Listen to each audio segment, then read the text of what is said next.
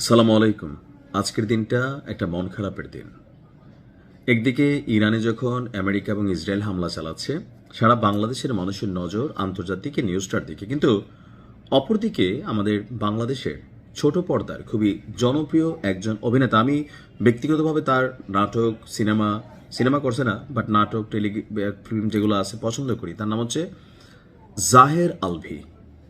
মাত্র কিছুক্ষণ আগে জাহের আলভির স্ত্রী আফরা ইবনাত ইকরা সে আত্মহত্যা করেছে।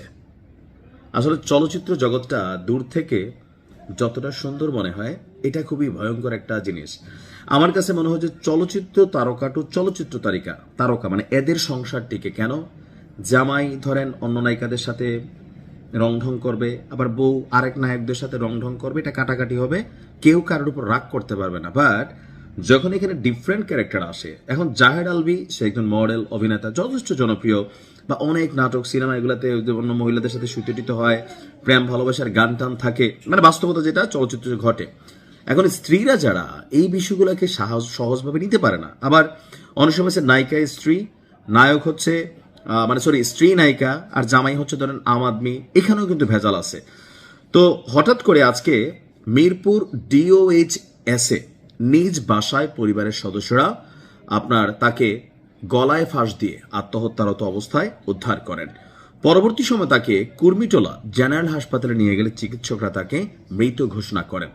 এখন জাহের আলভী এবং তার স্ত্রী ইকরা দুজনের সংসারে কি ঝামেলা ছিল? যতগুলো ছবি দেখছি এগুলো দেখে বোঝার উপায় নেই, তবে ছবি সব সময় বাস্তবতার কথা বলে না।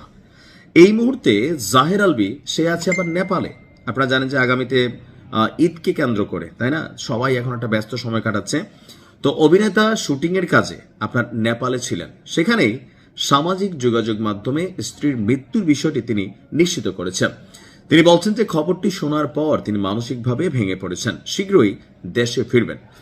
আর শোনা যাচ্ছে দাম্পত্য জীবনে চলছিল তাদের মনোমালিন্য, আর সেখানে যে স্টেটাসটা দিয়ে তার স্ত্রী মারা গিয়েছেন, সর্বশেষ একটা লেখা ছিল, ভুল করলে মাফ মিলে। এটা আপনার জাহের আলভী তার পোস্টে লিখছিল যে ভুল করলে মাফ মিলে কিন্তু মুক্তি মেলে না। ঠিক একদিন পর ইকরা প্রতিক্রিয়াতে লিখছিল, অভিনন্দন, ভুল করলে মাফ মিলে না, মুক্তিও মিলে না, ভুল স্বীকার করতে পারলা, আমিন, আমার আমিকে মুক্ত করে দিলাম, আবার কাটছো কেন? অর্থাৎ দুজনের মধ্যে একটা আভ্যন্তরীণ দ্বন্দ্ব তো ছিলই।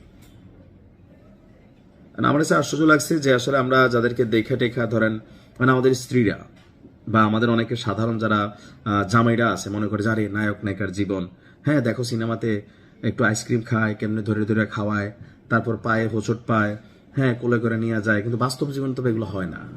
এখন এগুলো দেখা এই যে আপনার টিকটক বা রিলসের যুগে, হ্যাঁ এত ইমোশনাল ব্যাকগ্রাউন্ড মিউজিক লাগায়া এই জাহের আলভীরাই ভালোবাসার জন্য রাস্তায় পাগল হয়ে ঘুরে নাটকের এগুলা করে না। এগুলো দেখে আবার আমাদের যারা বউরা আছে বা কি বলা হয় যে যারা প্রেম করেন আর কি, তারা মনে করছে দেখো জাহেরের মতো যদি এরকম হইতে পারত, কিন্তু বাস্তবে তার বউ আত্মহত্যা করে ফেলছে। এটাই হচ্ছে বাস্তবতা। তো সংসার জীবনে মনোমালিন্য আছে, সিনেমা এবং বাস্তবতা দুটোই আলাদা। কিন্তু আজকের দিনে আপনি যখন রাতের বেলা রিলস দেখেন, কানে হেডফোন লাগান, একটা ব্যাকগ্রাউন্ড মিউজিক থাকে, বেহালার সুর শোনেন, শরীরের পশম দাঁড়ায় যায়, গান শুনতে শুনতে ভাল লাগে, ভিডিও দেখতে ভাল লাগে, মনে হয় আহারে জীবনটা মনে হয় এমন। আসলে কিন্তু তা না। এখন ইসলামের দৃষ্টিতে যারা আত্মহত্যা করে তারা স্পষ্ট জাহান্নামী। এখন যদি কোনো ক্রাইটেরিয়া থাকে, সেই ক্রাইটেরিয়া আল্লাহ যেন তাকে ক্ষমা করে। আর কি, ভালো থাকুন। আসসালামু আলাইকুম।